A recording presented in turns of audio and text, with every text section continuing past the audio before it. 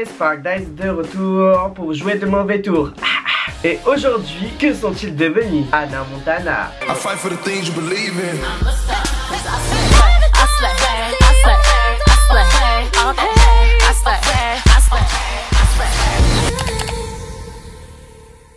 On commence avec Emily Osment. Emily Osment, souvenez-vous, qui incarnait Lily, la meilleure amie de Miley dans la série. Alors en 2011, elle sort un album connu pour ses titres Lovesick et Let's Be Friends. Justin Bieber Shaking. Bref, personne là qu'elle a. En 2012, elle crée un groupe qui s'appelle The Ram Shackles, que personne qu'elle a, encore moins. Et elle enchaîne les petits rôles au cinéma avec Kiss Me, Lifetime, No Way Jose et Love Is All You Need. Mais, donc voilà, après ces trucs qu'on cala même pas, on la retient surtout pour son rôle dans la série Young and Hungry. C'est là qu'elle va avoir du succès. Cette série ABC Freeform qui est produite par Ashley Tisdale, qui incarnait Sharpay dans High School Musical. En fait, elle a du succès et aujourd'hui encore, elle vit. Voilà, donc ça marche bien aux États-Unis. Ça n'a jamais été diffusé en France. Ça en est à sa 5e saison là-bas. Il y a même eu un spin-off. Donc elle raconte l'histoire de Gabby Diamond, donc Emily qui a le rôle principal, qui est une blogueuse culinaire et qui est embauchée par un entrepreneur à San Francisco, etc. etc.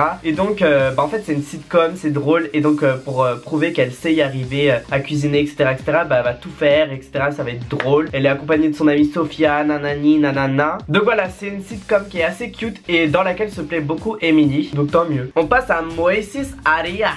Qui se rappelle Rico. Déjà quand il était petit, il me faisait peur. Mais là... Donc bref, après Hannah Montana le film, il apparaît dans pas mal de films, donc toujours au cinéma. Donc il y a eu La Stratégie Ender, The Kings of Summer ou encore Ben-Hur. Il apparaît dans 4 épisodes de la série The Middle et après... En fait, il a complètement changé d'image, donc c'est devenu une toute autre personne. Si vous le suivez sur Instagram, vous avez pu découvrir son univers un peu...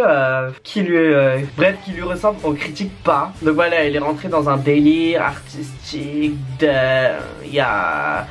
on l'aperçoit dans pas mal de soirées à Los Angeles, notamment aux côtés de Jaden Smith, mais rien de plus. Enfin bref, l'important c'est qu'il est bien dans sa peau, mais il est loin d'être le Rico de la série Hannah Montana. Mitchell Musso, qui se rappelle l'ami chiant de Hannah Montana que j'avais toujours envie de frapper, Oliver. Bref, il ne touchera pas au cinéma après Hannah Montana le film, mais on le verra à la télé, donc avec une série Disney XD qui s'appelle Père de Roi, qui a bien marché jusqu'à 3 saisons je crois, où en fait c'est l'histoire de 2 jeunes qui deviennent rois sur une île inconnue, bref, qui cala. Et c'est d'ailleurs à cause de cette série qu'on le voit de moins en moins dans Hannah Montana, jusqu'à il est apparu 2 fois dans Hannah Montana Forever, la saison 4 et dernière. Depuis 2007, il double un personnage dans Phineas et Ferb, donc je sais pas si la série elle est encore en production, mais je l'adore ce dessin animé, il m'a marqué. Et bref, ce qu'il veut c'est se consacrer à la musique, c'est d'ailleurs pour cela qu'en 2011 il sort son 2e album Brainstorm. Alors je sais pas vous, mais cet album il m'est passé sous silence. J'ai jamais entendu Mitchell Musso chanter. Ah si, une fois il avait chanté dans l'album des sorciers de Waverly Place, Kikala. On arrive à Jason Earls. Alors si vous savez pas qui est Jason Earls, c'était le grand frère de Miley dans la série. Alors vous allez être choqués si vous n'êtes pas au courant, mais il a déjà 40 ans. Jason Earls a 40 ans. Ça veut dire que quand la série a commencé et qu'il jouait le rôle du grand frère de Miley qui a 16 ans, il avait déjà 30 ans. Bref, il jouera dans un film qui s'appelle Les Copains Super Héros, donc c'est un film avec des chiens, Disney, bref. Et en fait, ce qu'il faut savoir, c'est que Jason Earls, il est toujours fidèle à Disney, il a toujours été. Donc il jouera dans Tatami Academy sur Disney XD, c'est une série que personne qu'elle a aussi.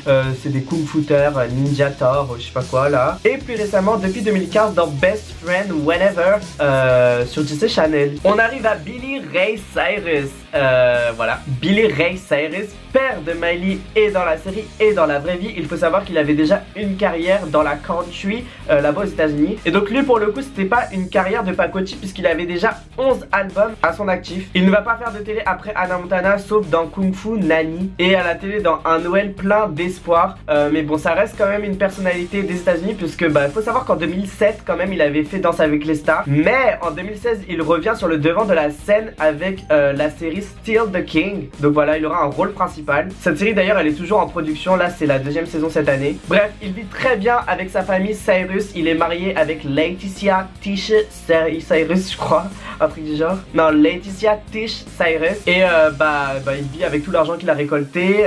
Et il se concentre sur les carrières de ses filles et les aide à développer leur carrière. Oui, ses filles, parce qu'il n'y a pas que Miley, il y a aussi Noah Cyrus plus récemment qui est née en 2000, qui est la petite sœur de Miley forcément, que j'adore. Elle fait des super sons, son univers il est trop cool, donc je suis fan. Et elle commence à percer. Donc voilà, marié à Laetitia Tish Cyrus, il apparaît dans des émissions par-ci par-là, il vit très bien. Et on arrive à Miley Cyrus, forcément, en soi j'ai plus besoin de vous la présenter. Et je pense qu'il y a beaucoup de choses que je vais dire que vous connaissez déjà forcément, parce que Miley Cyrus, queen, icône de toute une génération pour moi. Vers la fin de la série Hannah Montana, elle sortira son single Can't Be Tamed, suivi de son album, donc qui signifie ne peut pas être dompté. Et donc petit à petit elle commencera à dévoiler au public une toute nouvelle image un peu plus choquante, avec des tenues un peu plus dévoilantes du corps. Mais donc les gens ils commençaient à être choqués, mais qui leur dit? En tout cas, c'est un album que j'ai beaucoup aimé, mais après cet album, on passe à la suivante. En tout cas, Can't Be Tamed, un bop, j'ai plus besoin de vous le présenter. Et donc après cet album, elle décide de se consacrer pleinement au cinéma. Donc elle recrute une coach et tout ça, elle apprend nanani nana. Et elle jouera dans le célèbre film qui sortira en 2011, La Dernière Chanson de Last Song, un film émouvant où elle rencontre son compagnon de toujours,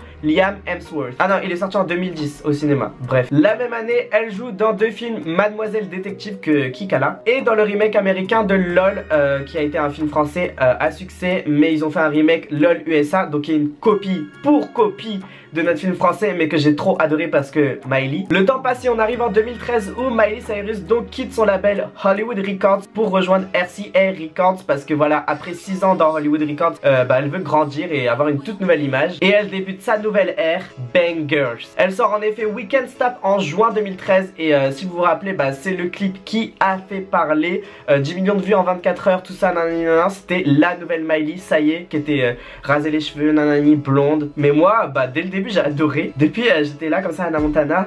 Vas-y, je te suis. Elle arrive d'ailleurs 2e sur le Billboard Hot 100. Et puis par la suite, la nouvelle Miley collabore avec will.i.am et puis la collaboration du siècle, French Montana, Wiz Khalifa et DJ Mustard et Mike Will Made It pour 23, le légendaire 23 single.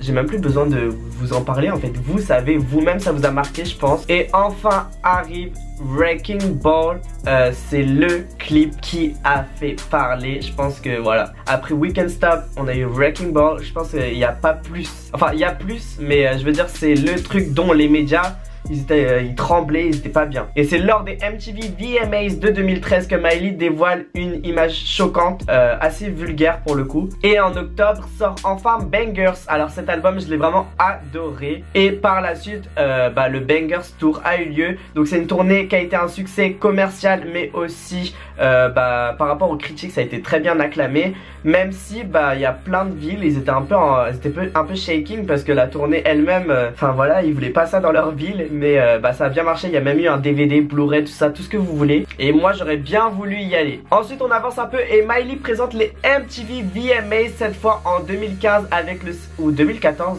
oula, 2015 avec le célèbre Miley, what's good? Et elle annonce le soir même son nouvel album Miley and Her Dead Pets, qui sera disponible gratuitement sur son site, que personnellement j'ai pas vraiment aimé, sauf Duet, le single. Enfin, elle rejoint les coachs de The Voice USA pour la 10e saison. Donc voilà, elle devient ainsi la plus jeune juge de toute l'histoire de The Voice et dans tous les pays confondus. M. Pokora, elle est pas si jeune que ça, voyons. Puis on la voit apparaître un peu partout. Elle prendra le rôle de Lenny Dale dans la série de Woody Allen. Et c'est là que en fait Miley elle commencera à se poser et un peu réfléchir à son image et grandir, en fait changer petit à petit. Elle se métamorphose, c'est normal, tout le monde change, tout le monde grandit. Elle annonce enfin s'être écartée de toute substance illicite et c'est cette année en 2017 qu'est révélé en mai son nouveau single Malibu. Alors voilà, le clip il est magnifique, Malibu, voilà tout simplement. Et en août, Younger Now, qui est le 2e single de son album du même nom, qui sortira le 29 septembre, donc qui est déjà sorti là, à l'heure où je vous parle. Donc voilà, on est en 2017 et Miley a un très beau retour aux sources où elle reprend des influences country dans son album. C'est un album que j'ai beaucoup aimé parce que voilà, elle est pas... c'est son style à elle fait la musique qu'elle aime et c'est ça qui est le plus important aujourd'hui. Elle est heureuse et moi je l'adore comme ça et je la suivrai encore longtemps longtemps. Et by the way, elle a repris son siège de coach dans The Voice cette année encore une fois. Donc dans la saison qui a commencé il y a quelques jours, donc voilà. Voilà, c'est tout pour cette vidéo. Hannah Montana, les acteurs, que sont-ils devenus? Je pense que vous le saviez pour Miley Cyrus, mais les autres, il était temps de faire un point. Si ce type de vidéo vous a plu, n'hésitez pas à mettre un pouce en l'air parce que ça m'encouragera à en faire d'autres avec d'autres castings. Pourquoi pas Les Sorciers de Waverly Place? Dites-le moi dans les commentaires. Et sur ce, on se retrouve un autre jour sur ma chaîne. A plus, yes! If I spend a week without you